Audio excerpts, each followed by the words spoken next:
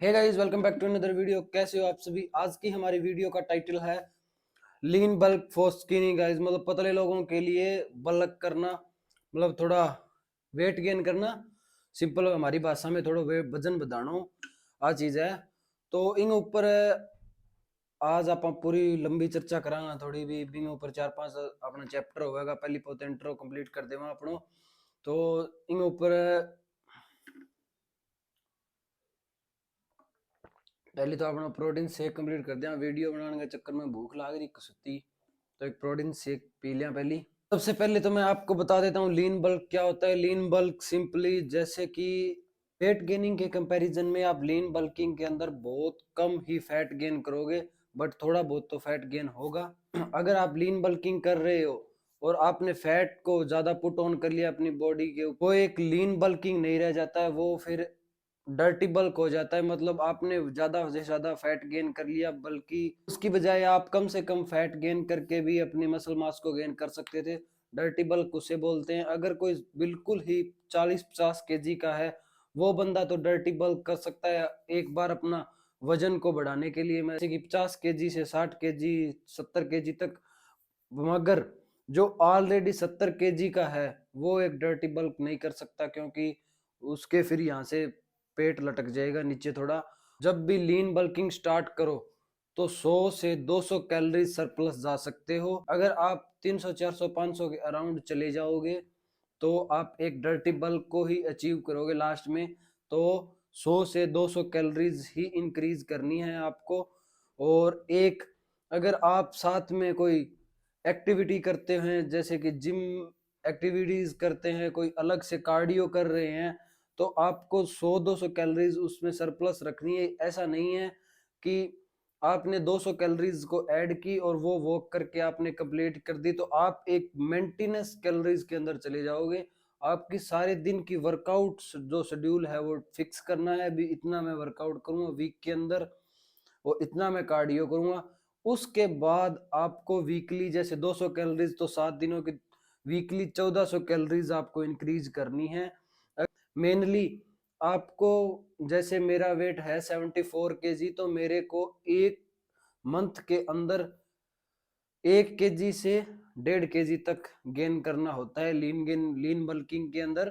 तो आप इस चीज का ध्यान रखें। अगर आपने एक वीक के अंदर ही अपना वो वेट अचीव कर लिया, तो आने वाले 3 वीक के अंदर आपको कैलोरीज को सरप्लस नहीं करना है, वो ही मेंटेनेंस कैलोरीज के ऊपर आपको चलना है। और उसी वेट तक, मतलब आपने फर्स्ट वीक में स्टार्ट किया 70 केजी से और आपका एक वीक के अंदर ही 71 केजी हो गया, तो और जो आगे 3 वीक बच गए उसके अंदर आपको कोई गेन नहीं करना है। उस 3 वीक तक आपको मेंटेन रखना है उस वेट को। और उसके बाद जो नेक्स्ट मंथ का नेक्स्ट वीक होगा उसके अंदर आपको कैलोरीज थोड़ी सरप्लस करनी है अपनी, थोड़ी मिनिमम।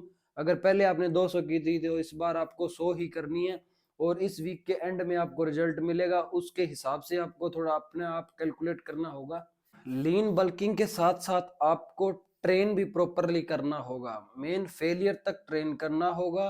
प्रोग्रेसिव ओवरलोड और फेलियर तक ट्रेन। प्रोग्रेसिव ओवरलोड का मतलब सेट बाय सेट, या तो आप रैप बढ़ा रहे हैं या सेट बाय सेट आप वेट को इंक्रीज कर रहे हैं। ईयर अचीव मतलब आपने जो लास्ट रैप लगाया उसके बाद आपके अंदर या तो एक रैप लगाने की हिम्मत है या एक भी रैप ना लगाने की हिम्मत है, उसे बोलते हैं फेलियर अचीव करना। हर सेट में आपको फेलियर अचीव करना है। अराउंड 1 से 2 रैप का मार्जिन रख सकते हो अपने अकॉर्डिंग। भी 1 रैप का मार्जिन रखना है आपको, 1 रैप का रख सकते हो। हर बार फेलियर अचीव करना है।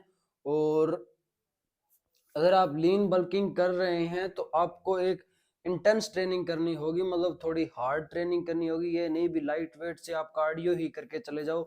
लाइट वेट का मतलब ये होता है भी अपने बॉडी के according light weight. Light weight का मतलब ये नहीं कि आप 2.5 केजी के डंबल से 700-800 रैप मार रहे हो और आपकी कटिंग होगी, ऐसा सीन नहीं है। या आपकी मसल बिल्ड हो जाएगी 250 और 2.5 केजी के डंबल से आप मतलब 100-200 रैप लगा रहे हैं। उसी के अंदर भी ये मतलब होता है भी हैवी वेट का मतलब ये होता है भी आप 12 रैप तक अपना फेलियर अचीव कर जाओ। इतना हैवी होना चाहिए वो वेट, 12 या 13 तक अपना फेलियर अचीव कर जाओ। इन बल्किंग के अंदर आप अपना वर्कआउट शेड्यूल भी चेंज करें। आप पुश पुल लेग को फॉलो करें। अगर आप जो दूसरा एक मेथड होता है भी हर रोज मसल ट्रेन, हर रोज एक ही मसल को ट्रेन करना, चेस्ट बैक बाई, जैसे मंडे को चेस्ट बैक, फिर बाई ट्राई शोल्डर लेग, इसके अंदर हम अपने हर सेट में अगर फेलियर को अचीव करेंगे तो उसके बाद हमारी इतनी हिम्मत नहीं रह जाती भी मसल की भी, उससे हम लोड ले सकते हैं। उसके बाद की जो हम 2 या 3 एक्सरसाइज बढ़िया से कर सकते हैं, उसके बाद 3 एक्सरसाइज के बाद हम उस मसल का कार्डियो ही करके घर जाने वाले हैं, वो मसल ट्रेन नहीं होने वाली अच्छे से, और मसल हमारी 48 घंटे में रिकवर कर जाती है। तो मंडे की लगाई हुई अगले मंडे तक 7 दिन हो जाते हैं, तो 48 घंटे में रिकवर होने के बाद वो मसल ऐसी ही पड़ी रहेगी रेस्ट में, उसका कोई काम नहीं है। तो पुश पुल लेग को फॉलो करें। पहले दिन पुश में शोल्डर चेस्ट ट्राई या शोल्डर और चेस्ट, उसके बाद बैक बाई पुल के अंदर, और लेग वाले दिन लेग और ट्राइसेप्स, ये एक्सरसाइज को फॉलो करें।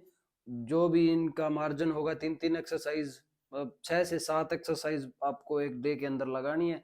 3 एक्सरसाइज मेन मसल की और 4 एक्सरसाइज मेन मसल की और 3 एक्सरसाइज हमारी जो सेकेंडरी मसल होती है, जो हम जैसे कि ट्राइसेप्स बाइसेप्स और शोल्डर, इनकी काफ फोर आर्म ट्रैप्स इनकी। और वीडियो के लास्ट में मैं एक बात आपको और बता देता हूँ, आप लीन बल्क तब ही स्टार्ट करें जब आपका बॉडी फैट परसेंटेज बिल्कुल लो हो, मीन्स 12, 13, 14%, मतलब 12%, 13%, 14% के अराउंड हो, मीन्स ये वाला।